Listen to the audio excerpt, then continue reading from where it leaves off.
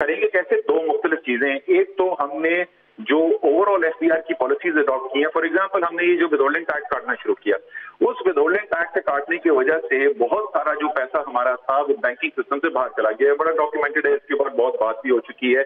तो वो पॉलिसी जिसमें डिस्करेज हो रहे हैं लोगों को बैंकिंग सिस्टम के अंदर आने से, वो कम करना है। दूसरा जो बड़ा स्प्रेड हुआ है ना इस वक्त दुनिया के अंदर, और केन्या के अंदर एम-पासा के नाम से ये बहुत सक्सेसफुल एक्सपेरिमेंट हो चुका है, चाइना के अंदर बड़े सक्सेसफुल काम हो चुके हैं, वो है कि आज जो इलेक्ट्रॉनिक के जरिए इस वक्त बैंकिंग सिस्टम स्प्रेड करने की कैपेसिटी आ गई है, वो फिजिकल जो ब्रांच नेटवर्क बढ़ाने से होता था उससे कहीं ज्यादा कैपेसिटी आ गई है।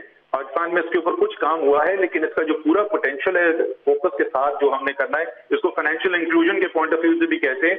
वर्ल्ड बैंक से, आईएफसी से आपको बहुत ज्यादा इस पे हेल्प भी मिलने की पॉसिबिलिटी है, और हमारे बैंकिंग सिस्टम को सिग्निफिकेंटली एक्सपैंड करने की, लोग घर बैठ के अपने फोन के ऊपर एक बैंक अकाउंट के आप समझ लें मालिक बन सकते हैं, बजाय कि बैंक जाएं और अकाउंट खुलवाएं और सारी वो मुश्किलात से गुजरें। साहब, ये जो विदहोल्डिंग टैक्स वाला मामला है, ये वो लोग हैं जिनको एक ऑप्शन दिया गया है कि अपने रिटर्न्स फाइल कर दें तो विदहोल्डिंग टैक्स से आजाद हैं वो, और मगर वो टैक्स चोरी करनी है इसलिए विदहोल्डिंग टैक्स का मामला हो जाता है, और आप तो खुद इस बात के हामी रहे हैं।